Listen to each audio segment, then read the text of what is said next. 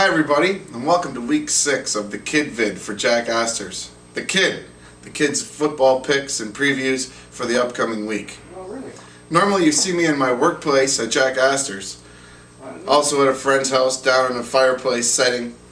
But today I thought I'd give you a glimpse of what I'm like when I'm domesticated, the domesticated kid, at home at his sister's house, hanging out with my brother-in-law, my sister, and my niece and my nephew. I thought maybe I'd give you an idea of a couple of things I like to do when I'm in that domestic setting, the domestic kid. Action! Like play football with my nephew and his friends. Ready, set, hunt! Unstoppable! Okay. Go. Yoga with my sister.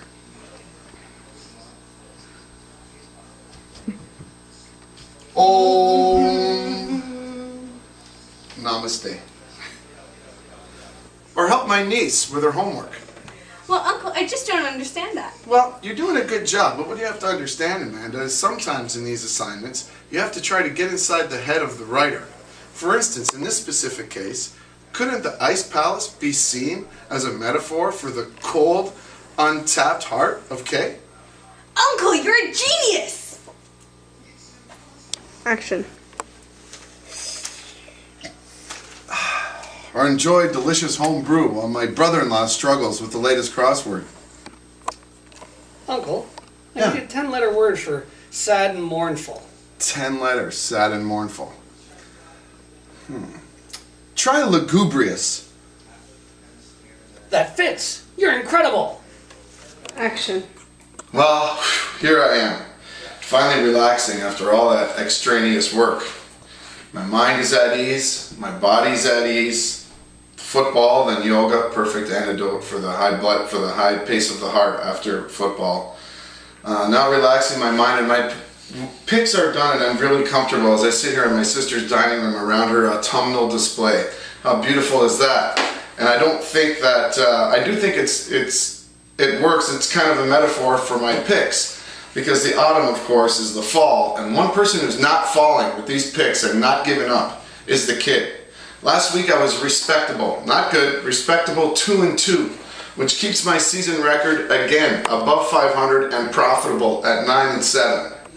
Hit with New Orleans and the 49ers, missed barely with Pittsburgh in a tough one, and missed with Cincinnati. And I would like to thank my friend D-Dubs for correcting my spelling last week. Someone who's such a stickler for spelling. I've spelled Cincinnati wrong twice on the placards. I'm going to have to give my Sharpie assistant a little bit of a scolding at the end of this week. On to this week's picks. My first pick, I'm sticking with a team that's kind of plucky and kind of on the rise and showing a lot of people wrong here in the early going of the season. The Miami Dolphins were expected by many, I think I might have even alluded that they were probably the worst team in the league after the first week. But they have bounced back.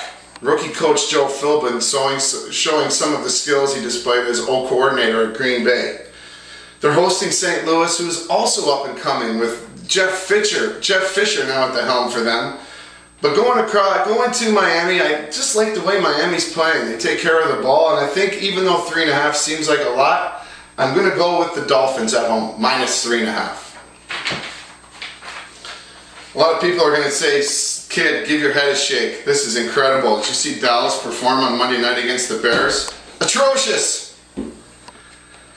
Baltimore, on the other hand, is doing well, 4-1, but they're nipping teams, barely winning. Dallas just have to believe they're going to get it going, and maybe not even offensively. Defensively, they've been stout and strong. Baltimore hasn't been very consistent on offense. Dallas is desperate. They've had 10 days to reorganize for this game after a bye week. I really think that Dallas is going to play their best game of the season on the road in Baltimore. May not win, but Dallas is in it at +4. Here's another kid soft, give your head a shake. The Patriots, the Chowder Boys, are on fire, winning last week and the week before in impressive fashion. They are on the road to Seattle, the Jekyll and Hyde team. On the road, they're bad, mediocre, less than impressive, boring, dull. At home, they're inspired, fired up, playing crazy good defense, getting that 13th man involved in Seattle. I like New England. They're not going to be able to run the ball against that Seattle front seven the way they did the last 2 weeks. Brady's going to step back, and Seattle's got a killer pass rush. Even the game they got the gift from the refs on, don't forget, they had Aaron Rodgers spinning and struggling to get that ball down the field. I like Seattle at home with the 13th man. Taking the 4 points, why not? And to keep this week's theme intact, Kid Soft, where's your head at? To quote Basement Jacks, I look at the Buffalo Bills. Take a look. Slaughtered last week. Embarrassed the week before at home. Off to Arizona 4-1. Arizona's O-line is as bad as Buffalo's D has been. And as bad as Buffalo's O has been in the last couple of weeks. I just have this thing. The Bills are going to get down to Arizona with 5 points to play with here. Arizona with no running backs, no quarterback, at least not a consistent quarterback. The Bills are going to compete in this football game. My friends in Arizona probably won't like that I'm going against them here, but I really do believe the Bills fight back here and show a little competition. Now this may be one of the most disconnected references ever, but I make this pick in favor and in deference to the great Elizabeth Shue. And like I said, it may seem like a disconnect, but for me, it's one of the great connections going. So there you have it. It's Buffalo +5, Seattle +4, Dallas +4, and Miami -3.5. Good luck with your picks this week. Someone beat the kid. Only one circumstance this week, in 1 week, have people beaten the kid. And that was 2 weeks ago on my 1-3 effort. Even my 2-2 was good enough last week. Come on down to Jack's for a jacked up beer for the price of a pint.